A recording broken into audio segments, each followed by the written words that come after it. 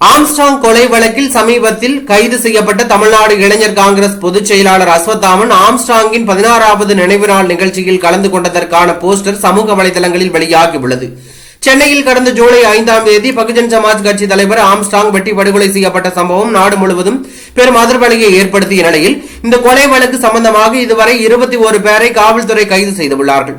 சமீபத்தில் கைது செய்யப்பட்ட திருவேங்கடம் என்ற குற்றவாளி போலீசாரிடமிருந்து தப்பி ஓட முயற்சி செய்த போது போலீசார் என்கவுண்டர் செய்த சம்பவம் தமிழ்நாட்டில் பெரிய அதிர்வலையை ஏற்படுத்தி உள்ளது. நிலையில்தான் தற்போது தமிழ்நாடு பகுஜன் சமாஜ் கட்சி மாநில தலைவர் ஆம்ஸ்ட்ராங் கொலை வழக்கில் சமீபத்தில் தமிழ்நாடு இளைஞர் காங்கிரஸ் பொதுச் செயலாளர் அஸ்வத்தாமன் சமீபத்தில் கைது செய்யப்பட்டார். அவர் ஆம்ஸ்ட்ராங்கின் நெருங்கிய நண்பர் என்று கூறப்படுகிறது.